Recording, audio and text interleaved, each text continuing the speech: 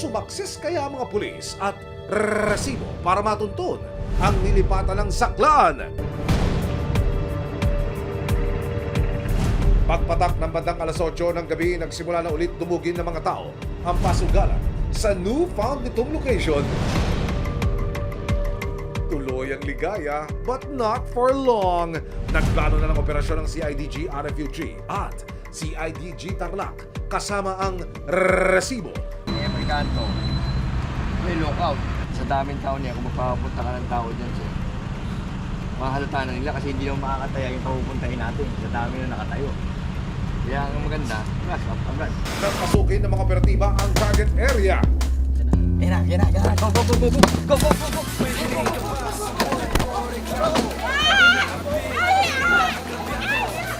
Ang mga mananaya na nakaupo at maging ang mga nakatayo sa gilid, nagkandarapang umalis sa lote at may mga nakaiwan pa ng kanilang mga tsinelas. Mga ate, kuya, Cinderella ba ang peg natin?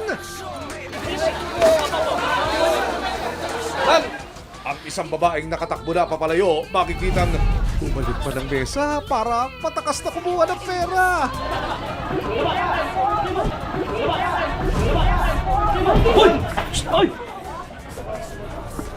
Pero ang isang senior citizen, aba, chill na chill lang. Nanatili siyang nakaupo at may na hawak-hawak ang ilang lapad ng pera. Father, ano po ito?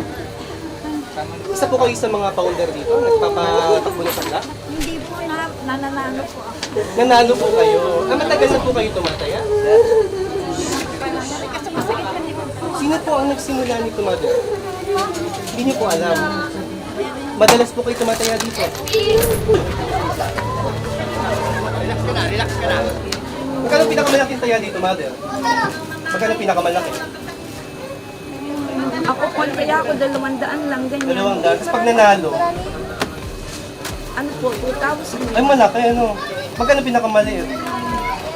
20, ganun lang po. Kayong mga nabutan namin nagsusugal ay arestuin namin sa kasong violation of 2016-02 o illegal na pagsusugal. Babanggitin ko yung mga karapatan nyo, makinig po kayo ha. Kayo ay may karapatan kumuha ng sarili nyong abogado na siyang magtatanggol sa inyo sa korte. Inaresto ng mga operatiba ang 3 babae at 4 na lalaki na huli sa aktong nagsusugal at nagpapataya sa mga customer. Mula sa saklaan, dinala sila ng CIDG RFU3 sa CIDG Tarlac. Ayon sa isa sa mga inaresto, nanonood lang daw siya sa saklaan at naghihintay ng balato. Wala po, nanonood lang po. Kasi po, may mga kaibigan po akong naglalaro din. Isa daw kayo sa mga kasosyo niyo. Ako po? Oo. Ito ba? Hindi po. Siguro nung early 2000 po, nagpapaganyan din po. Hindi ko naman pwede i-depensa sa sarili po. Talaga pong nagpupunta po din ako ng mga sa mga ganyan. Kasi parang para kumita kaming nakakaroon kami ng mga balabalato sa mga mananaya. Ayon sa inisyal na investigasyon ng CIDG Tarlac, karamihan sa mga nahuli ay mga regular better sa nasabing saklan at ang mga naaresto walang naipakitang kahit anong dokumento. Usually po yung mga yan hindi po amin. May nahuli po tayong 7 na actual po natin na nakita na nag-engage sa illegal gambling at upon verification, obviously wala po silang mapakitang dokumento with regards to illegal gambling operation. Nakaharap sa kasong violation of Presidential Decree No. 1602 o Illegal Gambling Law ang 7 nasa koting suspect.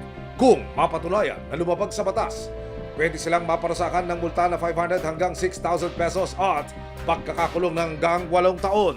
Ito pong nasabing saklaan, before, years ago, nag-ooperate po ito, nahuhuli.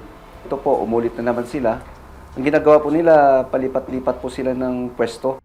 Pero ang tanong, kahit na palipat-lipat ng lugar ang natimbog na saklaan, paano ito muling nakapag-ooperate ng ilang metro lang ang layo mula sa Barangay Hall?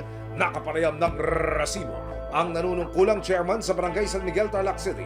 Ayon sa kanya, matagal na raw niyang alam ang saklaan sa kanyang lugar. Time immemorial, siguro 1970s pa, 1960s pa, yung mga ninuno pa namin. Nandyan na yan, kakabit yan, mawawala, ikakabit, mawawala. Ganun lang yan, pabalik-balik lang yan. Tulad yan, magki-fiesta kami. inilalagay yan, pinakikiusap sa akin. Pag sinasabi, magpapaalam sila sa akin, ang sinasagot do at their own risk. So, bahala kayo. Wala akong pananagutan kung mahuli kayo. Pag-amin pa ng kapitan, may nakukuha ang barangay sa kinikita ng saklaan pero buwelta ni Kap, itinutulong din naman daw nila ito sa mga nasasakupan. Hindi ako protektor. Kung may natatanggap man, binamimigay ko sa tao. Hindi ako protector. To tell you honestly, I've never been a protector in my entire political career. Not even a single centavo binubulsa ko.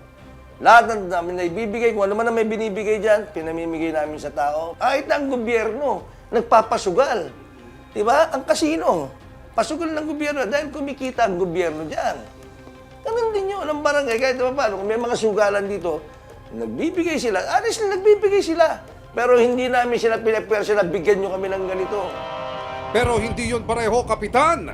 Ang mga gaming na binabanggit ninyo, regulated at binabantayan ng PAGCOR.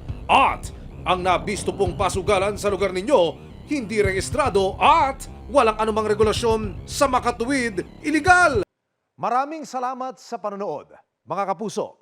Para masundan ang mga reklamong nasolusyonan ng resibo, mag-subscribe lamang sa GMA Public Affairs YouTube channel